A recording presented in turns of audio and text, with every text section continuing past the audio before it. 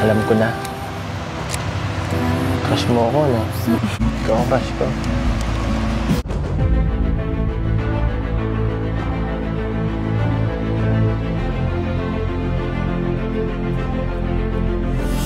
Ayun! Shoutout guys! Muli, welcome to my YouTube channel. Ito po si Kuya Julay, ang inyong katugang, ang inyong kalingap, na muling babati po sa inyo ng magandang araw, magandang gabi. Saang sulok man po tayo ng mundo naroon. Sa araw na ito, meron po tayong panibagong vlog. Gawan po natin ng reaction video. Yung part 9 po ng vlog po ni Kalingap Rob kay Beyonce, mga kalingap. Dahil nga po nakakatuwa, dahil si Kalingap Edo dito, meron siyang mga ginawa, mga kalingap, na kung saan ay talagang masasabi nating pampakilig, mga kalingap. At kaya siguro si Beyonce, mukhang mukhang nayanig-yanig siguro yung kanyang nararamdaman doon po sa mga ilang dialogue po ni Kalingap Edo dito. So pag-usapan po natin yan maya-maya ng konti. Pero bago po yon, siyempre paalala muna si Kuya Julay, baka sakaling meron pa po ditong hindi nakasubscribe sa ating YouTube channel, Julay Paunil. Tapos pakipindot po yung notification bell button para lagi po tayong updated sa aking mga video upload. So maraming salamat po sa inyo. Tapos yung ating Facebook page po, pwede po nating i-follow, tapos i-like natin. Tapos po pwedeng i-share. So maraming salamat po sa inyo. Tapos si Kuya Bal Santos Matubang, si Kalingap Rob, si Ate Edna Vlog, si Ruel of Malalag, at saka po yung Jabber Sniper. Suportahan din po natin. Maraming salamat po sa inyo. Ngayon, tuloy na po tayo. Pag-usapan na po natin yung isa po sa mga vlog ni Kalingap Rob kay Beyonce, mga kalingap, na kung saan ito po ay wala sa plano, hindi inaasahan. Pero yung kinalabasan po ay napakaganda, mga kalingap. Dito po makita natin yung totoong si Beyonce. Yung natural niya, nung hindi siya naghanda na may pupunta sa kanila, talagang nakita po natin dito. At saka syempre ho, i-highlight natin yung beauty po ni Beyonce dito, mga kalingap. Yung normal lang na suot, nakita natin, litaw na litaw po uli yung kanyang ganda, mga kalingap. Ngayon dito po sa episode po na ito, nadaanan po nila si Beyonce, mga kalingap, na naglalakad. Ano po, panoorin po natin. Uy, si Beyonce nga. Beyonce? Wait lang, park lang natin, bro. Grabe live lang. Si Beyonce nga. Si Beyonce nga. Wait lang. Ay, punta mo daw? Oo. Ba't ka naglalakad? Wala po tayo. Wala po. Ha? Naglalakad po tayo. Ang buhiya. Mapapagod ka yan. Di ba delikado dito, Beyonce? Ay, hindi po. Sanay na po ako maglakad. Kaya mo, halos walang tao dito. Baka mapano ka niyan. Wala naman po dito na daan ng sasakyan, kaya naglalakad po talaga. Kahit na. Ano yung dala mo? Reviewer po. Reviewer? Mga exam na po kasi. Ma-exam ka? Nag-review ka na? Gusto mo yung katulong? Yan po, mga kalingap. Siyempre po, umintra dito si Kalingap Edo, mga kalingap. At pinipilit sumakay para nga po ihatid dun sa bahay nila. Kaso nga lang po, dahil malapit na, nagpilit po si Beyonce na maglakad na lang. At kaya naman po kay Edo, sinamahan niya po si Beyonce. Ito po yung ilan sa mga eksena, yung kanilang usapan, at saka po yung style po ni Kalingap Edo. Ito panoorin po natin. Sumabay ka na kaya sa amin? Ay, malapit na po, Kuya Eds. Malakad na lang po. Okay lang yan. Ayoko naglalakad ka.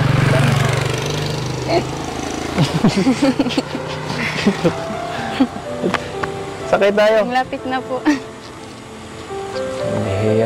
Hihilahin kita. Hindi ka sumama.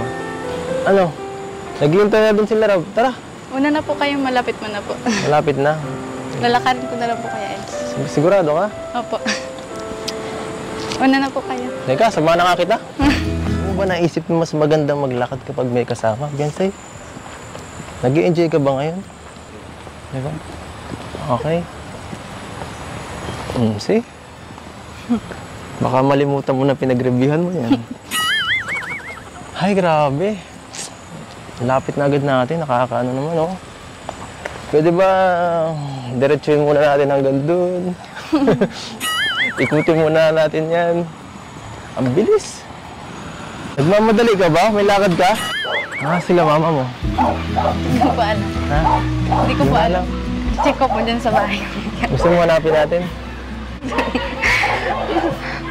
Hanapin natin. Teka lang, haharangan na muna kita. Ang bilis mong glakad. Sige, para mabawasan ng ano. Para mas ma-feel natin ang moment. Okay ba? Teka lang. Nagtitingin na tayo dito. Anong ginagawa? Naglalaro siguro tayo. No?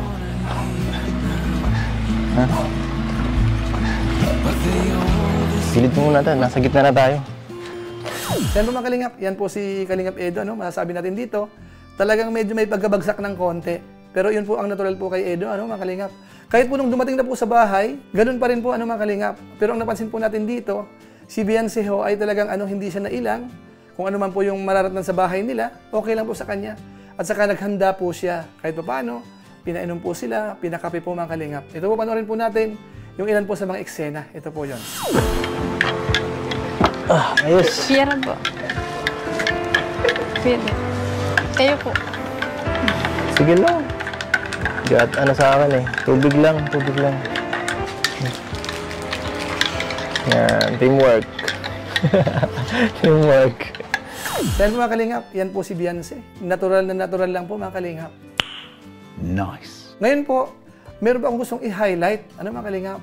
Nung nag-usap po si Beyonce at saka po si Kalingap Edo doon sa may labas, doon po sa tabing dagat, nung tinatanaw-tanaw po nila yung dagat, tapos pag-uusapan po kung hanggang saan yung tubig, meron pong part po doon na talagang pinipilit po ni Kalingap Edo na mawala po yung nararamdamang hiya po ni Beyonce.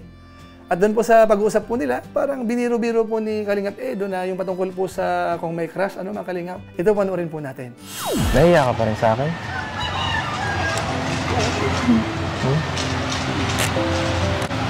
Ano naman ikakahiya sa akin? Wala naman Alam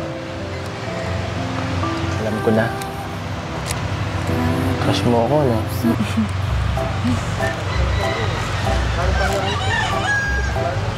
Pag tumawa, oo. Pigilin mo yan. Pigilin mo yan.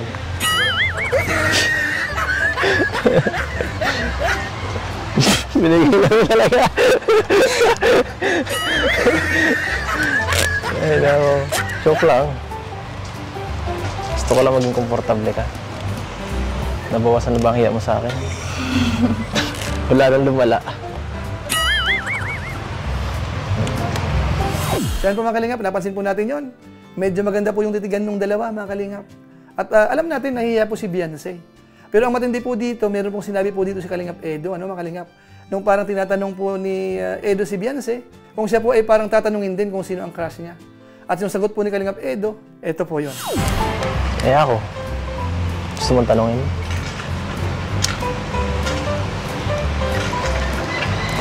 Sinong crush ko? Gusto mong tanongin? Ano yun? Sino po? Ikaw. Ikaw ang crush ko.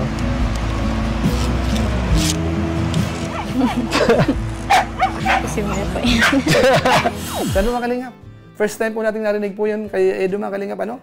So maganda po yun kasi parang kinukomfort niya po si Beyonce dito. At sana nga po, doon sa usapan na yon, parang maging seryoso, ano mga Kalingap? Bagamat po bandang huli parang joke daw, sabi ni Kalingap Edo. Kaso nga lang po, kapag gaganyan na, nabitawan na po yun. Iba na pong usapan yun. Kung sakasakaling babawiin natin o kaya magjo-joke tayo, ibang usapan na po yun. Ano mga Kalingap? Ano po masasabi po ninyo dito po sa naging eksena na ito? Marami ho bang kinilig sa mga viewers natin? Sigurado marami po mga Kalingap. Kaya abangan po natin sa mga sunod na episode po dyan, ano? Kasi marami pa po tayong aabangan dito po sa dalawa. Dahil nga po yung mga viewers ho natin, talagang pinupush ho talaga yung Beyonce at saka po Kalingap Edo. So abangan po natin yan. Kung magmamaterialize, kung magiging okay ba ang sa kanilang samahan, yung pampagood vibes po ni Kalingap Rab, na kung saan sinasabi ng mga viewers, na parang ano daw, bagay daw sina Edo at saka po si Beyonce. So abangan na lang po natin sa mga susunod na episode. Pero siyempre ho, kahit po pampagood vibes po yung content natin, hindi po mawawala yung pagtulong po sa recipient po natin. Ito po, panoorin po natin dahil meron naman po nagpadala para kay Beyonce ho. Ito po yon. Ngayon, thank you po kay Ninang Erica Alpon. Ayan. Kita Eric. Oo, yung talagang siya din yung shoulder ng lupa mo, di ba? Opo, thank you po. Oo. Ayan, 1, 2, 3, 4, 5. Nabigay siya ng 5,000 pesos. Wow. Kita Eric. Grabe. Ingatan mo yan ha, pera mo. Siyempre mga Kalingap, nakita po natin, ang pagtulong po talaga hindi nawawala sa Team Kalingap. So siguro po, paalam po muna tayo. Pero gaya po ng dati, meron lang po muna tayong isa shoutout.